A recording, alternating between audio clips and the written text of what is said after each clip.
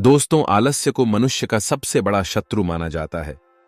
एक आलसी इंसान जीवन में कभी सफलता प्राप्त नहीं कर सकता। यह कहानी आलस्य की बुरी आदत को हटाने और आपको स्वाधीन बनाने के लिए है। कृपया इसे पूरा देखें। दोस्तों, एक समय की बात है। एक गांव में एक किसान रहता था।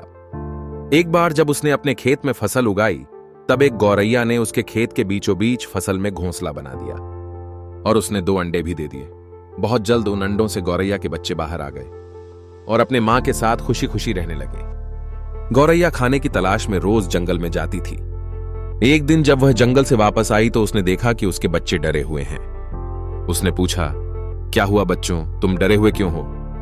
बच्चों ने कहा, आज खेत में किसान आया था और उसने कहा कि कल वह अपने बेटे को फसल काटने के लिए भेजेगा। हम क्या करेंगे, अभी तो हमने उड़ना भी नहीं सीखा है। बच्चों की बात सुन गौरैया ने कहा, डरो मत बच्चों, कल कोई फसल काटने के लिए नहीं आएगा। अगले दिन वही हुआ जो गौरैया ने कहा था। कोई वहां फसल काटने के लिए नहीं आया। गौरैया के बच्चे बहुत खुश थे। एक दिन फिर जब गौरैया जंगल से वापस आई, तब उसके बच्चे फिर से डरे हुए थे। बच्चों ने कहा, आज फिर किसान खेत में आया था और उसने कहा कि कल वह मजदूरों को फसल काटने के लिए भेजेगा। गौरैया ने फिर कहा, डरो मत बच्चों, कल कोई फसल काटने के लिए नहीं आएगा। फिर एक दिन बच्चों ने कहा, मां, आज किसान फिर खेत में आया था। इस बार उसने कहा कि मैं खुद आकर फसल काटूंगा। गौरैया ने कहा, अब हमें यह स्थान जल्द से जल्द छोड़ना होगा। बच्चों ने कहा, आप इतने सुनिश्चित कैसे हो कि कल किसान फसल काटने के लिए जरूर आएगा? गौरैया ने कहा, पहली बार किसान ने अपने बेटे पर निर्भर किया, दूसरी बार मजदूरों पर। अब वह खुद आने का फैसला कर चुका है, इसलिए वह जरूर आएगा।